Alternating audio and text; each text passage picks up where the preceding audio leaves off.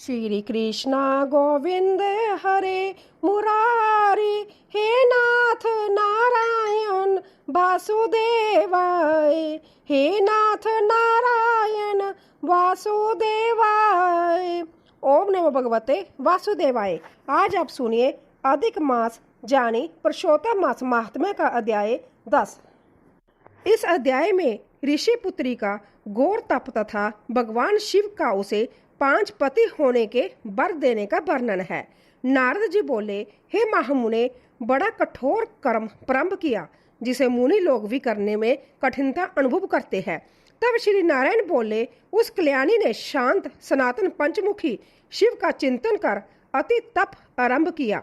सांपों के आभूषण, नंदी भृगीगण से सेवित 24 तत्वों और तीनों गुणों से संबंधित 8 महासिद्धियों, प्रकृति एवं पुरुष से युक्त, मस्तक पर अर्धचंद्र और जटा मुकुट से शोभित ऐसे भगवान शिव का ध्यान कर वह बालक ग्रीष्म ऋतु के सूर्य में 5 अग्नि के मध्य बैठकर परम तप करने लगी। वह अपने मन को पूरी तरह एकाग्र करके त्रिलोकीनाथ के ध्यान में लीन हो गई। ग्रीष्म काल की प्रचंड धूप और चारों ओर जलती हुई भीषण अग्नि भी उसके अडिग निश्चय को डिगा नहीं सकी। उसका कोमल शरीर तपस्या की इस प्रखर अग्नि से तपने लगा, परंतु उसके मुखमंडल पर एक अनूठा और अलौकिक तेज चमक रहा था। वह साक्षात तपस्या की प्रतिमूर्ति प्रतीत हो रही थी। उसके आसपास का संपूर्ण वातावरण भी उस तीव्र तप के दिव्य प्रभाव से अत्यंत पवित्र, शांत और द्वेषरहित हो गया था। वन के हिंसक पशु भी अपनी स्वाभाविक हिंसा को भूलकर उस परम पावन क्षेत्र में अत्यंत शांत भाव से विचरने लगे थे। पंछियों की चहचहाट में भी एक मधुर आराधना का स्वर सुनाई देने लगा था। हेमंत और शिशिर ऋतु में ठंडे जल में बैठकर मुख को जल के ऊपर करके तप करने लगी। उस समय वह ऐसी प्रतीत हुई मानो जल में कामनी कली है। सिर के नीचे काले बाल ऐसे शोभित होते थे मानो लताएं फैली हुई हो। शीत के कारण उसके ब्रह्मरंध्र से निकलता हुआ धुआं ऐसा प्रतीत होता था मानो कमल के मकरंद का पान करके बंबरे निकल रहे हो। कोमल अंगी कन्या प्रांत्य और सायंकाल द्रुमपान करके रहती थी। उसका कठोर तप सुनकर इंद्र बड़ा चिंतित हुआ। देवराज इंद्र को सदा की भांति अपने अमरावती के राज सिंहासन का व्यस्त ताने लगा कि कहीं यह अलौकिक कन्या अपने इस घोर तप के बल से स्वर्ग का अक्षय राज्य न छीन ले। इंद्र ने उसकी तपस्या को भंग करने के लिए कई तरह के विघ्न और जतन किए। उन्होंने कामदेव, बसंत ऋतु और स्वर्ग की सुंदर अप्सराओं को उसकी समाधि तोड़ने के लिए भेजा, परंतु उस दृढ़ व्रती मुनि कन्या की समाधि हिमालय की भांति अटल और अटूट थी। इंद्र का सारा ऐश्वर्य, सारा अहंकार और समस्त प्रायस उस कन्या के अटूट संकल्प के सामने तिनके के समान बिखर गया। अंत्य देवराज इंद्र अपनी व्याकुलता और लज्जा लेकर अन्य देवताओं के पास गए, परंतु किसी में भी उस दिव्य तपस्विनी बाला के ब्रह्मा तेज का सामना करने का तनिक भी साहस नहीं था। हे नृपनंदन, सब देवताओं को सराहने योग्य ऐसे तप में लगी हुई ऋषि कन्या को 1000 वर्ष बीत गए। तब पार्वती पति शंकर ने बाला के तप से प्रसन्न होकर उसे अपने अगोचर रूप का दर्शन दिया। वह शिव का दर्शन पाकर झटपट खड़ी हो गई, मानो देह में प्राण वापिस आ गए हो। वह तापसी दुबली हुई बाल कृष्ण पुष्ट हो गई। हवा, धूप और वर्षा से पीड़ित वह कन्या शिवजी को अत्यंत प्रिय लगी। तपस्विनी ने विनम्र होकर शंकर जी को प्रणाम किया, फिर विषव बंधित शंकर जी की मानसिक उपचारों से पूजा करके बड़ी श्रद्धा और भक्ति से स्तुति करने लगी। वह गदगद कंठ और अश्रुपूर्ण नेत्रों से महादेव की महिमा का दिव्य गान करने लगी। उसकी भक्ति की निश्चलता और निस्वार्थ भाव देखकर आशुतोष भगवान शिव अत्यंत द्रवित हो उठे और मंद मंद मुस्कुराने लगे। महादेव ने अपनी करुणामय कृपा दृष्टि से उसके सहस्र वर्षों के समस्त शारीरिक कष्टों को एक क्षण में दूर कर दिया। साक्षात परमेश्वर देवादिदेव महादेव को अपने सम्मुख साकार रूप में पाकर वह संभय को धन्य मानने लगी और असीम श्रद्धा भाव से धरती पर दंडवत प्रणाम करने लगी। वह कहने लगी, हे पार्वती वल्लभ, हे प्राणनाथ, हे प्रभु, हे भूति और अग्नि रूपी दिव्या त्रिनेत्र वाले मेरे आधार मुंडमालधारी, आपको नमस्कार है। नेक तपों से उत्पन्न पीड़ा वाले व्याधि से युक्त इस घोर संसार रूपी सागर में डूबी हुई दुष्ट काल रूपी सर्प की उग्र दाढ़ों से डसी हुई प्राणी भी आपकी शरण में आकर मुक्त हो जाते हैं। हे विभो, आपने बानासुर को अपनाया, राजा अलर्क की मरी हुई स्त्री को जीवित कर दिया। हे दयानाथ, हे भूतेश, हे मृत्युंजय, हे प्राणनाथ, हे दक्ष जग के विध्वंसक, शत्रुओं के नाशक, अपने भक्तों को जन्म मरण रूपी बंधन के नाशक, आवागमन को मिटाने वाले। सुनकर मुनि कन्या से शिवजी बोले, हे मुनि कन्या, तूने जो कहा है वही होगा। तूने 5 बार पति पति कहकर वर मांगा है, इसीलिए हे सुंदरी, तेरे 5 पति होंगे। वह सभी शूरवीर, धर्मवीर, साधु, सत्यवादी, पराक्रमी, अपने गुणों से विखायत, सत्य प्रतीक, जितेंद्रिय, तुझे सब सुख देने वाले और सब गुणवान राजकुल में उत्पन्न होंगे। महादेव का यह अलौकिक परंतु विचित्र वचन सुनकर कन्या का हृदय गहरे संशय और व्याकुलता से भर गया। वह सोचने लगी कि इस चराचर समाज में ऐसी मर्यादा कभी नहीं रही, फिर महादेव ने मेरे लिए ऐसा विपरीत विधान क्यों किया। उसका कोमल मन अंततः दुखी हो गया और वह गहरी असमंजस की स्थिति में अश्रु बहाती हुई भगवान शिव के सौम्य मुख की ओर निहारने लगी। श्री कृष्ण बोले, शंकर जी के ऐसे वचन सुनकर वह तपती हुई बोली, हे उमाकांत, ऐसा अनीतिपूर्ण वर देकर मेरा संसार में तमाशा ना बनाइए, क्योंकि एक स्त्री का एक ही पति होता है।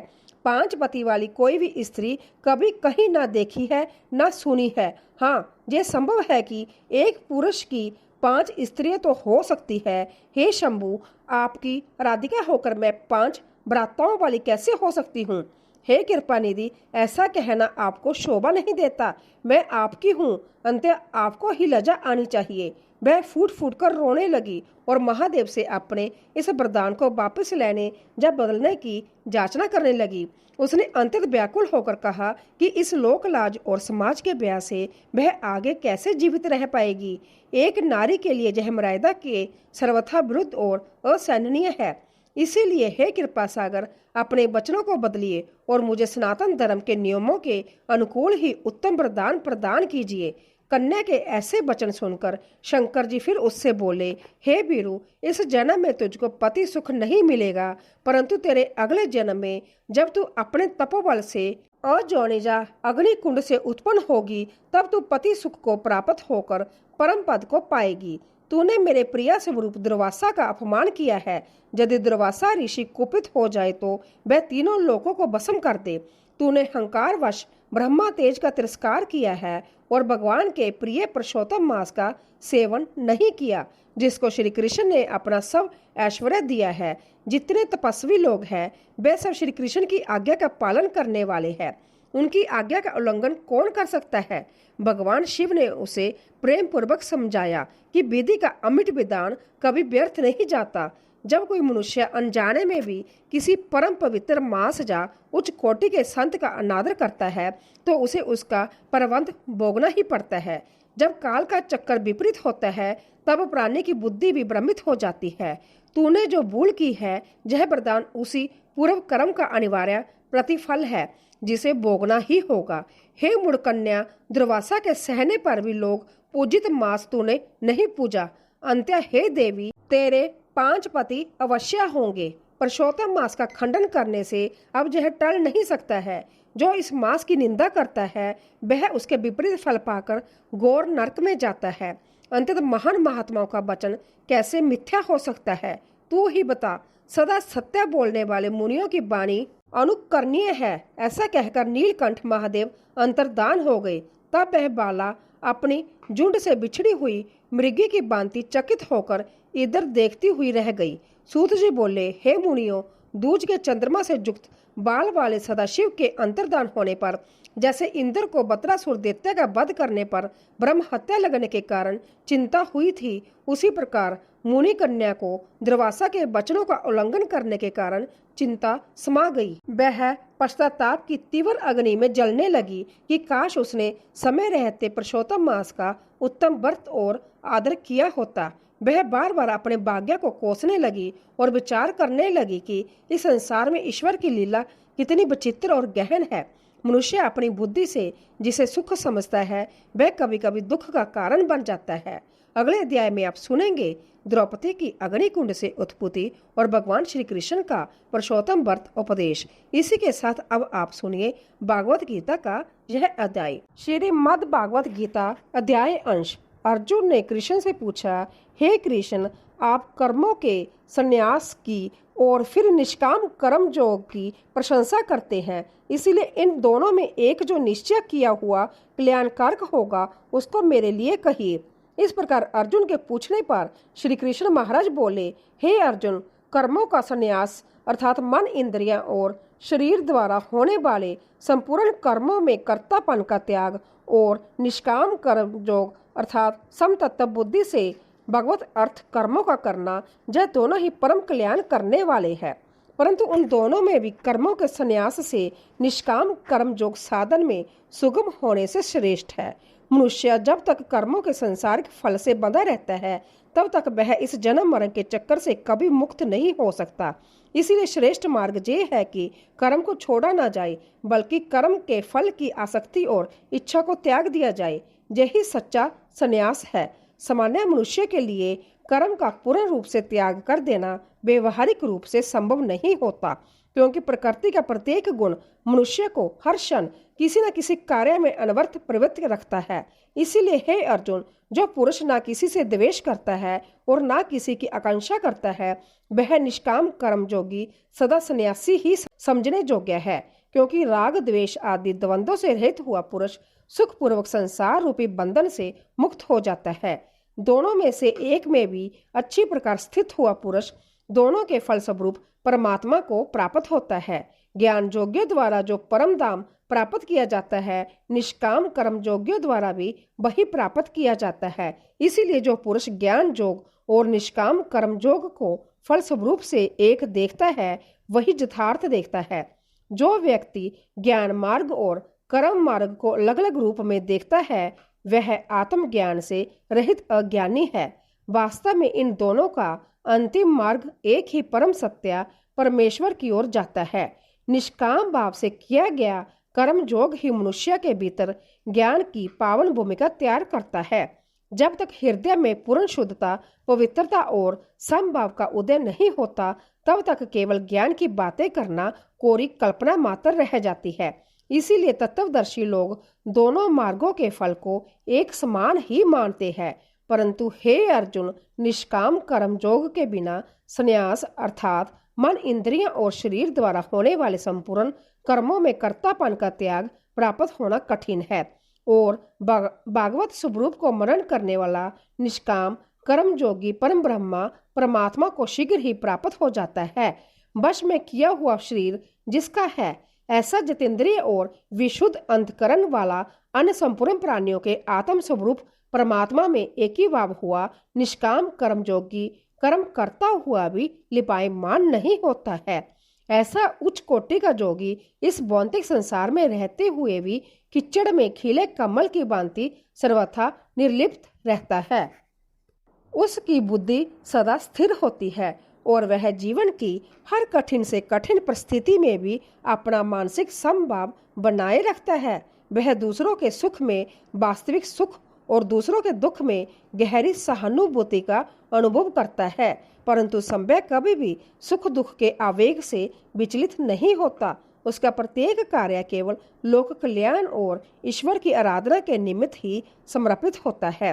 हे अर्जुन, तत्व को जानने वाला संख्या योगी तो देखता हुआ, सुनता हुआ, स्पर्श करता हुआ, सूंघता हुआ, भोजन करता हुआ, गमन करता हुआ, सोता हुआ, श्वास लेता हुआ, बोलता हुआ, त्यागता हुआ, ग्रहण करता हुआ तथा आंखों को खोलता और मुदता हुआ भी सब इंद्रियां अपने अपने अर्थों में बरत रही है।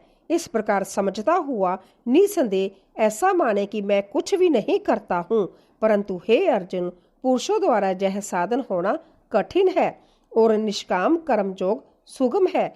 जो सब कर्मों को ब्रह्मा में अर्पण करके और आसक्ति को त्याग कर कर्म करता है, वह पुरुष जल से कमल के पत्ते के सदृश पाप से लिपायमान नहीं होता। संसारिक और अज्ञानी मनुष्य हर छोटे बड़े कार्य में अपना बड़पन, अपना स्वार्थ और कर्तापन देखता है, जबकि तत्वज्ञानी भलीभांति जानता है कि संसार में सब कुछ प्रकृति के गुणों द्वारा ही संचालित हो रहा है। वह संज्ञा को तो केवल एक निमित्त या माध्यम मात्र समझता है। जैसे स्वतंत्र वायु सब स्थानों पर बहती है परंतु किसी भी वस्तु से बंधती नहीं, वैसे ही उस निष्काम जोगी के पवित्र कर्म भी उसे कभी संसार के बंधनों में नहीं बांधते। इसीलिए निष्काम कर्म जोगी मम तत्व बुद्धि रहित केवल इंद्रियां, मन, बुद्धि और शरीर द्वारा भी आसक्ति को त्याग कर अंतकरण की शुद्धि के लिए कर्म करते हैं। इसी से निष्काम कर्म जोगी कर्मों के फल को परमेश्वर के अर्पण करके भगवत प्राप्ति रूप शांति को प्राप्त होता है और साकाम पुरुष फल में आसक्त हुआ कामना के द्वारा बंधता है। इसी से निष्काम कर्म योग उत्तम है। 9 द्वारों वाले शरीर रूपी घर में सब कर्मों को मन से त्याग कर अर्थात इंद्रियों के अर्थों में बरतती है, ऐसा मानता हुआ आनंद पूर्वक सच्चिदानंद गण परमात्मा के स्वरूप में स्थित रहता है।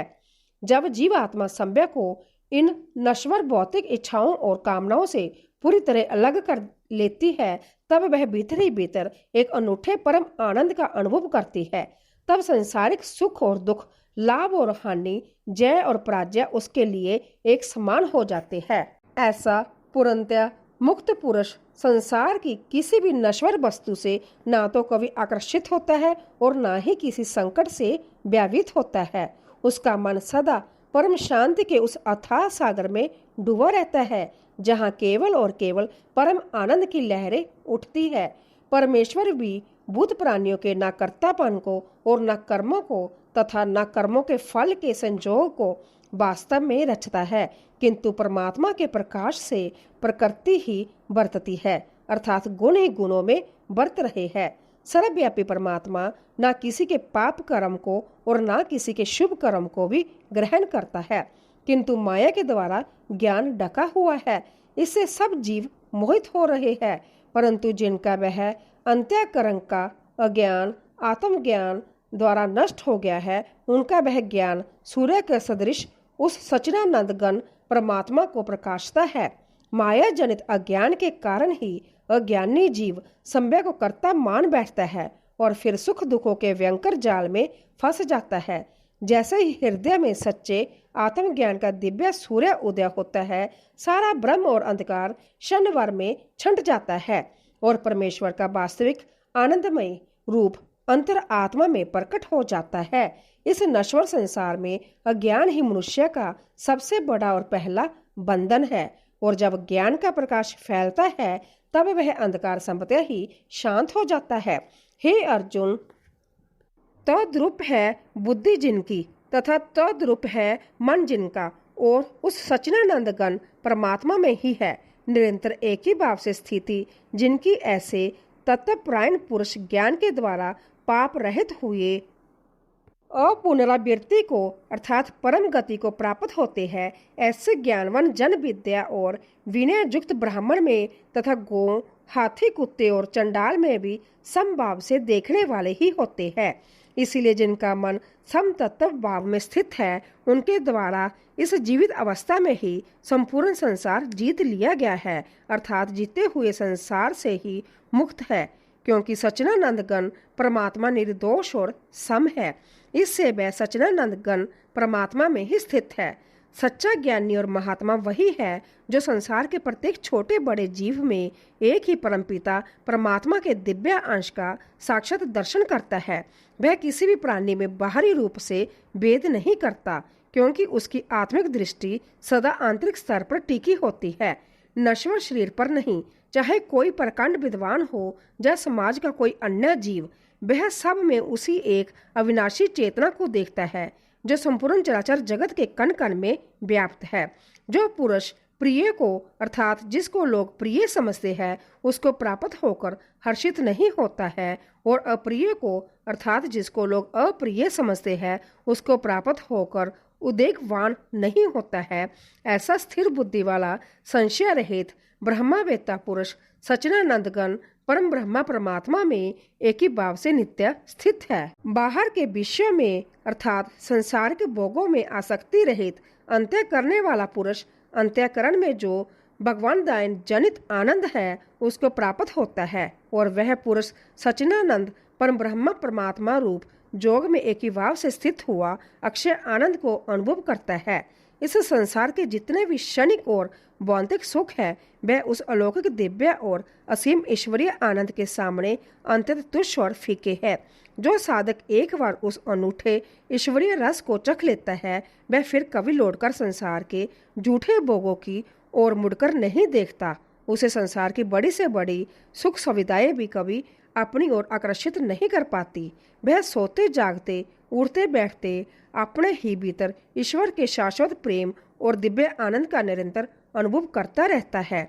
हे अर्जुन, जो इंद्रिय तथा विषय के संयोग से उत्पन्न होने वाले सब भोग है वह यद्यपि विषय पुरुषों को सुख रूप बासते हैं तो भी निसंदेह दुख के ही हेतु है और आदि अंत वाले है अर्थात अनित्य है। इसीलिए हे अर्जुन, बुद्धिमान विवेकशील पुरुष उनमें नहीं रमता। जो मनुष्य शरीर के नष्ट होने से पहले ही काम और क्रोध से उत्पन्न हुए वेग को सहन करने में समर्थ है अर्थात काम क्रोध को जिसने सदा के लिए जीत लिया है वह मनुष्य इस लोक में जोगी है और वही सुखी है।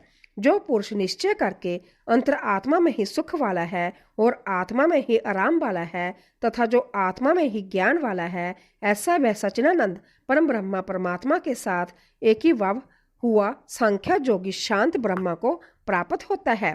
काम, क्रोध, लोभ और मोह मनुष्य के सबसे बड़े और अदृश्य शत्रु है। जो मनुष्य इन पर विजय पा लेता है वही संसार का सच्चा शूरवीर कहलाता है। अपनी अंतर आत्मा में सदा लीन रहने वाला निष्काम जोगी हर प्रकार के मानसिक विकारों और विकृतियों से सर्वथा मुक्त होकर परम शांति को प्राप्त करता है। जो मनुष्य अपने जीवन में इन तीव्र मानसिक आवेगों को नियंत्रित करता और उन्हें ईश्वर की ओर मोड़ना सीख जाता है उसका संपूर्ण जीवन एक सुंदर संतुलन दिव्य संतोष और अपार प्रसन्नता से भर जाता है। नष्ट हो गए हैं सब पाप जिनके तथा ज्ञान करके निर्मित हो गया है संशय जिनका और संपूर्ण भूत प्राणियों के हित में है। रति जिनकी एकाग्र हुआ है भगवान के ध्यान में चित्त जिनका ऐसे ब्रह्मवेत्ता पुरुष शांत परम ब्रह्मा को प्राप्त होते हैं। काम क्रोध से रहित जीते हुए चित्त वाले परम ब्रह्मा परमात्मा का साक्षात किए हुए ज्ञानी पुरुषों के लिए सब ओर से शांत परम ब्रह्मा परमात्मा ही प्राप्त है। बाहर के विषयों को बाहर ही त्याग कर और नेत्रों की दृष्टि को भृगुटी के बीच में स्थित करके तथा नासिका में विचरने वाले प्राण और अपान बाजू को सम करके जीती हुई इंद्रियां, मन और बुद्धि जिसकी ऐसा जो मोक्ष प्रायण मुनि इच्छा, भय और क्रोध से रहित है वह सदा मुक्त ही है। और हे अर्जुन, मेरा भक्त मुझको जग और तपों का भोगने वाला और संपूर्ण लोकों के ईश्वरों का भी ईश्वर तथा संपूर्ण भूत प्राणियों का सृद अर्थात स्वार्थ रहित प्रेमी है ऐसा तत्व से जानकर शांति को प्राप्त होता है और सच्चिदानंद आनंद गण परिपूर्ण शांत ब्रह्मा के सिवा उसकी दृष्टि में और कुछ भी नहीं रहता। केवल वासुदेव ही वासुदेव रह जाता है। ओम नमो भगवते वासुदेवाय नमः। श्रीमद् भागवत गीता का जय अध्याय समाप्त हुआ।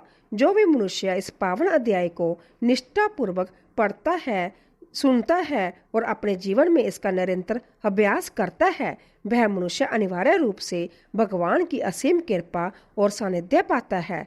उसका अंत्यकरण दर्पण की भांति शुद्ध हो जाता है और वह अंत्य परम पद को प्राप्त होता है। आशा करती हूँ आपको आज की यह दिव्य कथा और ज्ञान अंतर पसंद आया होगा और आप हमारी आने वाली अगली ज्ञानवर्धक वीडियो का भी बड़ी